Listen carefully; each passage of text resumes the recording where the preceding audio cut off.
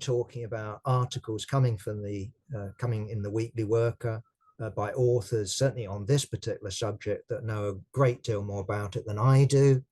And this is the Microsoft outage. I have to say that I experienced it. I was trying to bill to my, grasping landlord, and I wrote to them, I've tried X times today to get my bank to pay it. I can't manage it. I'm going to give it one more go to pay a damn bill. And then it worked. Nonetheless, my next door neighbor outside my door here, she went off to Croatia, where her family is, and she's still there. I don't know whether it was Gatwick or Heathrow. Either way, her flight was cancelled. And everybody about going into the co-op, having to pay by cash, whatever.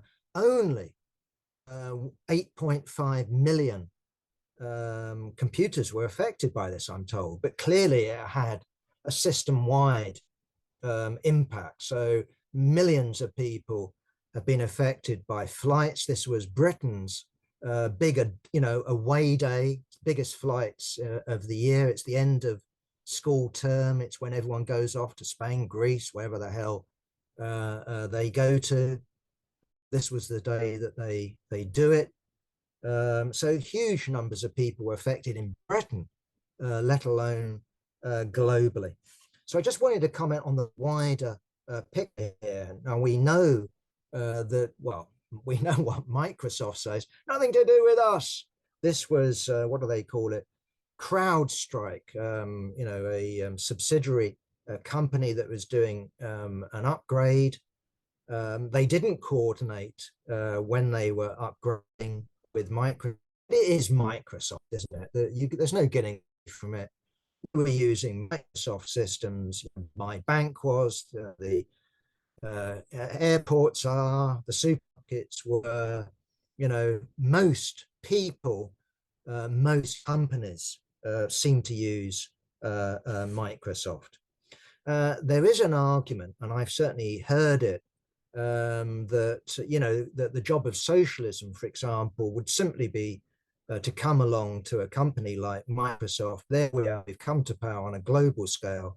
We can't nationalize it because we're not the nation, but you get the idea. We socialize it.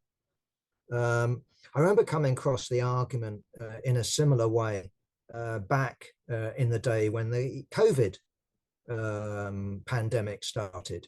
And I can remember myself being in, I greatly admired Oxford University and the researchers there in cooperation with AstraZeneca for getting their drug up and running and out into the arms of people like myself. I had no hesitation myself in queuing up and getting my jab and all the boosters that I've had. But I was also glad that a lot of other companies, either because of government contracts or for whatever reason, were also developing their own particular approach and their own particular drug when it came to COVID. Because we know when it came to the AstraZeneca, there was a small if you had this or you had that, there was an enhanced risk that you could die, for example. There were radically different approaches in terms of, the live virus versus the dead using RNA and all stuff beyond me. But I was glad that we had a multiple approach. And I remember having an argument, with this is waste. This is a waste of resources. That no, what we want is one drug. And my own approach is exactly the opposite. My own approach is precisely with Microsoft, is that there's a danger of the world relying on one program. Now, I'm told by academics, by people, in physics, in mathematics, people in computers, they say we have nothing to do with Microsoft. It costs money. It's full of bugs. This isn't the best system. Linux is the best system. And again, this is beyond my pay grade, but Linux is for free. the Linux developed by the users themselves. You have lots of different Linuxes for different reasons. But my basic approach would be let 1,000 flowers bloom. And that's what is stopped by the likes of Microsoft. So Microsoft goes around buying up potential competitors. It puts out its program along with the computers. It wants to get you hooked to this program, and it actually stifles innovation. So it pretends to be an innovating company, but it actually isn't.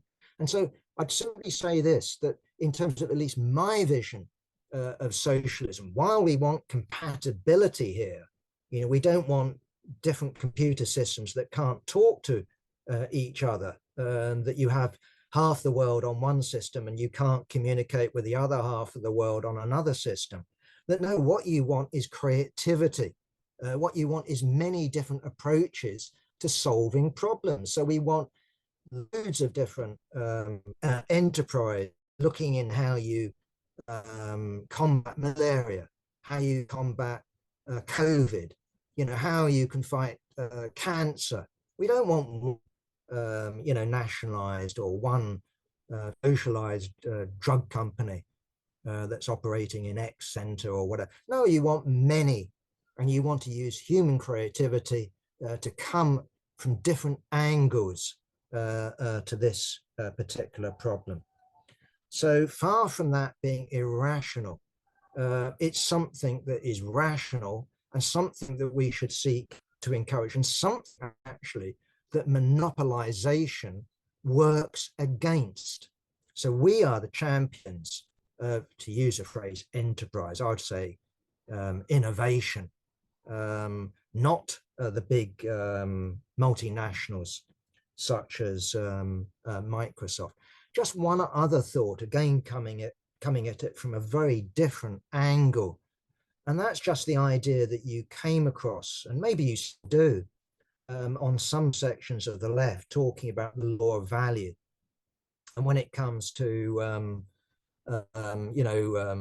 Microsoft and their computer programs, you used to get a floppy disk, and you bung it in your computer, and that would cost, I don't know what, a few pennies if you produce millions and millions and millions of them. Nowadays you just do it over the internet. What's that cost? Pennies, fractions of a penny. It's cost the electricity, which you don't count because you do computers on. But what this illustrates to me, this outage, this crowd strike,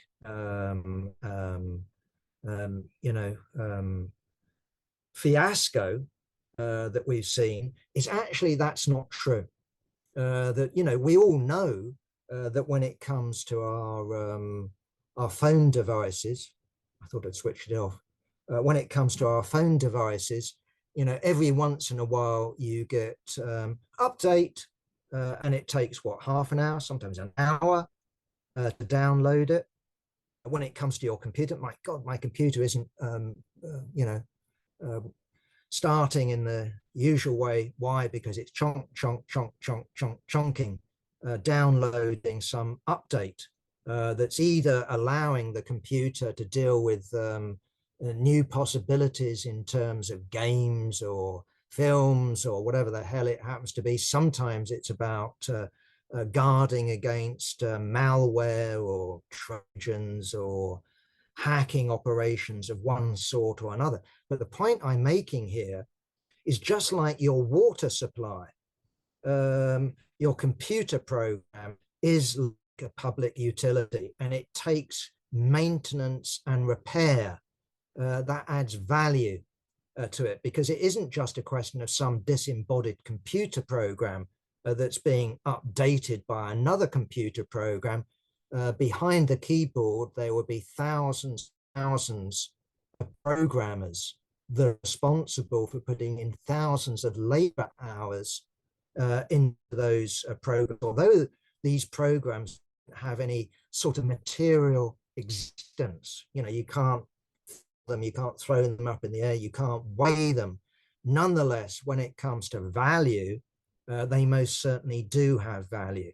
And just like our water system, like I live in London, Thames Water, which is massively in debt because they banked up debt on the basis of borrowing, on the basis basically ripping off their customers and then selling it to Chinese banks and whoever the mugs were that brought the damn concern.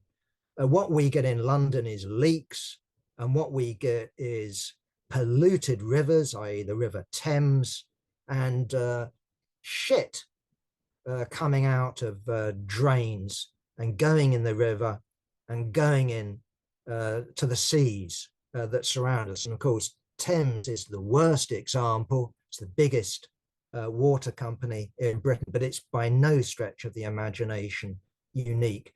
And the fact of the matter is that everything in life, needs repair. Everything needs maintenance. We're told, and there's a truth to it, terrible truth, that we live in a throwaway society. I think that we should be against the throwaway society. We should definitely be in the repair and maintenance society. So yeah, we are in the culture. If your computer breaks, chuck it away. If your cooker breaks, chuck it away. We're not in that stage yet, thank God, when it comes to cars, when it comes to houses. But almost, note, I'm going to fish on this, the Labour government's approach to housing is to build new houses. What about the houses that are empty? What about the houses that need repair? What about the houses that need upgrading? What about the houses that don't have central heating? What about houses that have damp? What about the houses that leak heat in the winter? What about upgrading them and making them habitable? It doesn't seem to occur. We are in the culture of new, but as I've argued, in reality, we do need repair, we do need maintenance. There is value in these things. I mean in the Marxist sense. That's it, Bob. Thank you very much.